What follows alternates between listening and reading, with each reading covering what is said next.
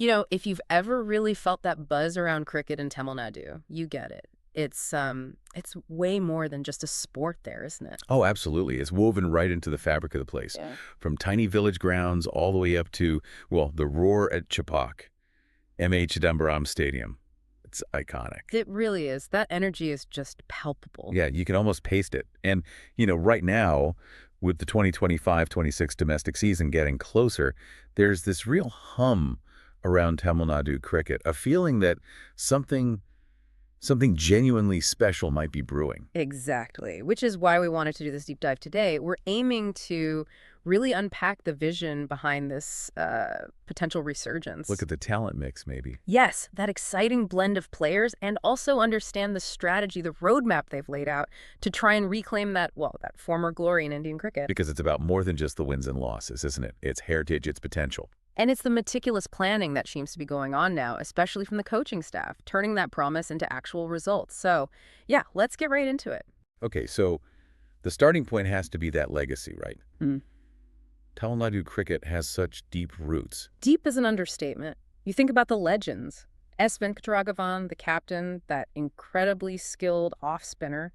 And Chris Shrikant. Talk about fearless batting. He basically redefined how openers played the game back then. And it's not just ancient history either. Look at the guys carrying the torch more recently. Ravichandran Ashwin, 500-plus test wickets, that's just phenomenal. Incredible. And Dinesh Karthik, too, with those clutch T20 performances for India, real match winners. Plus, you mentioned Chepauk earlier. That stadium, it's a fortress for Indian cricket. So many memorable tests, those nail-biting IPL games. It really is sacred ground for cricket fans. Yeah. Which makes the paradox, the inconsistency, even more striking. That's the crux of it, isn't it? All this history, this talent pipeline. Exactly. You've got this incredibly strong ecosystem. The Chennai club scene is vibrant. The school circuits are thriving. Leagues like the TNCA First Division keep finding gems like Washington Sundar, like Sai Sudharsan. Yet they haven't won the Ranji Trophy since, 1987-88.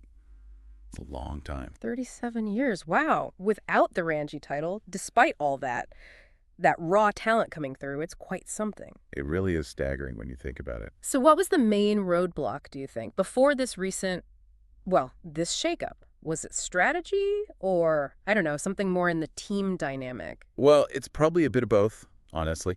Often it seemed to come down to struggling under pressure, those really key moments. Right, clutch moments. Exactly. And maybe also not having that single clear philosophy tying everything together, from the clubs right up to the state team. They had that frustrating near miss last season, didn't they? 2024-25. Reached the Ranji quarters, yeah, but then stumbled, right? But, sometimes a loss like that can be the catalyst. It seems like that defeat really did fuel a renewed sense of purpose. You could almost feel the shift. And that shift led them to S. Sriram, former India batter, experienced coach, brought in back in 2024. It felt like a statement appointment. Absolutely. It signaled they were serious about a new direction, fresh energy. And Sriram, he has a very clear vision. Which is? It's this strategic blend he talks about, the energy of the youth combined with the wisdom of the experienced heads. He seems genuinely convinced the talent is there. He's been quoted saying something like that, hasn't he? That they're on the verge. Yeah. Our players have the talent and the drive. It's about channeling that energy the right way. I believe we're on the verge of something special. It's about how you channel it. Okay, so conviction is one thing, but how does he actually plan to manage that? Different personalities, different career stages, making them a truly cohesive unit. Well, that's where his pillars come in. Discipline and adaptability seem to be the watchwords. And he's not just talking theory. He's implementing concrete changes. Like what specifically? Take fitness. It's become non-negotiable. Really rigorous training. And he brought in the Bronco test. Ah, yes, the infamous Bronco test. Sounds punishing. It is. It's a brutal measure of endurance and repeat sprintability. But the thinking behind it is clear. Analysis showed they were maybe fading physically in crucial final sessions. This tackles that head on. So it's directly addressing a past weakness? Makes sense. For those who haven't heard of it, can you paint a quick picture? Is it as bad as it sounds? Oh, it's tough. Think repeated shuttle sprints over increasing distances back and forth against the clock. Minimal rest. It tests your lungs, your legs, your recovery. Everything you need to last 5 days. Right. And beyond just the physical grind. Mental toughness and technical precision. He's identified those as areas needing serious focus, areas where maybe they fell short before when it really counted. So a holistic approach then, body and mind. Exactly. And fostering that team culture is key, getting the young guys to really learn from the veterans. Mentorship. And you can't talk about mentorship in that Tamil Nadu setup without mentioning Ashwin. Absolutely. Our Ashwin's presence, even with his international schedule, is invaluable. He's a guiding light, especially for the spinners, sharing insights you just can't get anywhere else. Okay, so that sets the stage. Let's talk about the players themselves. Who are these emerging stars and the steady pillars Sriram is building around? Who should you be watching this season? Well, right at the forefront, you've got Sai Sudharsan. Stylish left-hander, only 23. He's made waves in the IPL already, right? With Gujarat Titans? He certainly has, and his first-class average is hovering around a very respectable 40. Elegant player, seems composed under pressure. People have even mentioned him in the same breath as Rahul Dravid, which is... Wizard! Yeah, that's massive praise. It is. High hopes for him anchoring the innings, but still scoring at a good clip. Sriram seems very bullish on him. But moving from IPL bursts to the long Ranji grind, maintaining that consistency, that'll be his big test, wouldn't you say? Especially with potential national selection on the line. Absolutely. That's the challenge. Adapting game after game, pitch after pitch. It's a different beast. Then you have the experienced core. B. Indrajith, for example. The backbone, Sriram called him. Precisely. 30 years old, technically very sound, a consistent Ranji run scorer. And his versatility is huge. He can bat pretty much anywhere in that top order. A coach's dream, having that flexibility. And the bowling. Spearheaded in many ways by Sai Kishore, left-arm spinner, captained the side last season. Gets good turn, very accurate, I hear. Yes, and having Ashwin around to mentor him, that's potentially huge for his development. He's expected to be pivotal. And what about pace? Need some fire to balance the spin. He's got that too. Sandeep Warrior, he was consistently hitting speeds over 140 km/h last season. That adds a whole different dimension, genuine pace. So a nice mix of youth, experience, spin guile, and pace. Looks good on paper. It does. And the timing is interesting, too, with the Duleep Trophy coming up soon, September 5th in Bengaluru. Ah, right. That's a big platform for these guys. Huge. Sudharsan, Kishore, Indrajith, they'll all be looking to impress there. It's a direct pathway to catching the national selectors' eyes, especially with test series against West Indies and South Africa on the horizon. Big stakes. Okay, so the potential is there. The personnel seem to be clicking into place. But let's be realistic. The Ranji Trophy is a beast. It really is. You've got perennial powerhouses like Mumbai, Karnataka, Delhi, teams with incredible depth and winning pedigree. It's never straightforward. And Tamil Nadu themselves, they've had these stumbling blocks in the past. You mentioned pressure moments. What else? Well, sometimes those batting collapses under pressure, losing wickets in clusters. That's been an issue. And maybe the bowling attack struggling to break through on flatter pitches, lacking that consistent penetration to close out games. Yes, Sriram acknowledged that directly. Oh, yes. He's been quite open about it, saying things like, we've had moments where we've let games slip. But critically, he frames them as learning opportunities, not failures to dwell on. The focus now is on building resilience, on making sure they grab those key moments. And how are they doing that, practically speaking? What's different this season? Well, there seems to be a much bigger emphasis on modern tactics.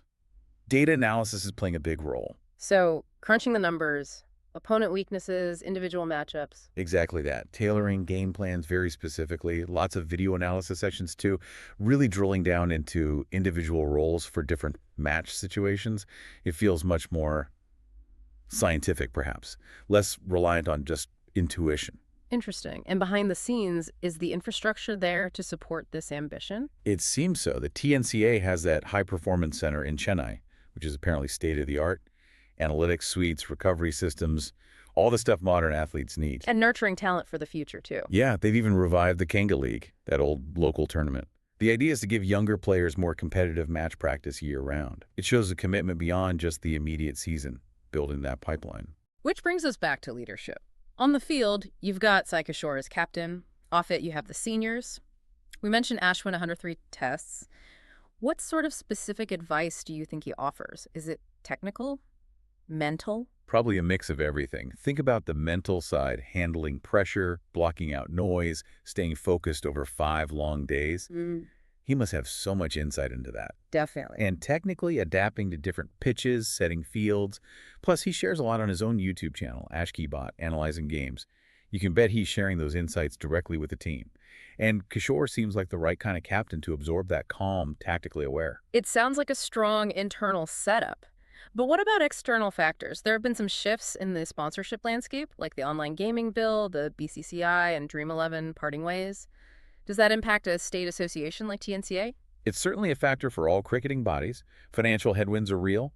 But from what we understand, Tamil Nadu has quite robust local sponsorships. Right, strong local backing. Exactly. And the TNCA is generally seen as being pretty well managed financially. So while it's a challenge, they seem relatively stable compared to some others, perhaps. Diversification helps. Okay, so zooming out again, this isn't just about winning the Ranji Trophy, is it? It's about Tamil Nadu's place in the larger picture of Indian cricket. Without a doubt. Hmm. This state doesn't just want to win domestically.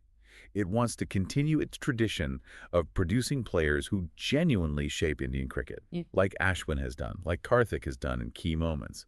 That's the bigger ambition. And that ambition seems to be mirrored in the women's game, too, which is great to see. Absolutely. The women's team is making strides. You've got players like Veda Krishnamurthy preparing for the Women's World Cup coming up in October 2025 in Zag. They've even got a prep camp plan there, facing top international sides. It shows the depth across the board. It really does. And underpinning all of this is the fan base. You can't talk Tamil Nadu cricket without mentioning the fans. Never. It's a cultural phenomenon.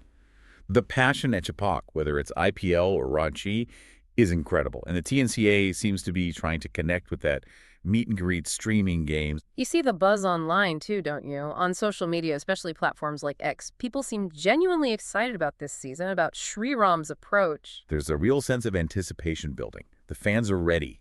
They're hungry for success. So as we look ahead to the 2025-26 season, it feels like Tamil Nadu is genuinely at a crossroads, a really interesting point. Definitely. That mix of youth and experience, Sriram's clear strategic vision. They look like serious contenders, not just hopefuls. And that focus on the modern game, fitness, data, mental resilience, you can almost feel it permeating the whole setup. You've got players poised for big things, Sai Sudharsan's elegance, Sai Kishore's spin wizardry, Sandeep Warrior bringing the heat. There's potential for real magic there. Of course, the journey itself, the Ranji season, it's a marathon, not a sprint. It won't be easy. Never is. It's a brutal competition. But that hunger seems different this time. You get the sense they're building something really solid, something potentially special. All the pieces seem to be there. The planning, the talent, the experience, the renewed optimism.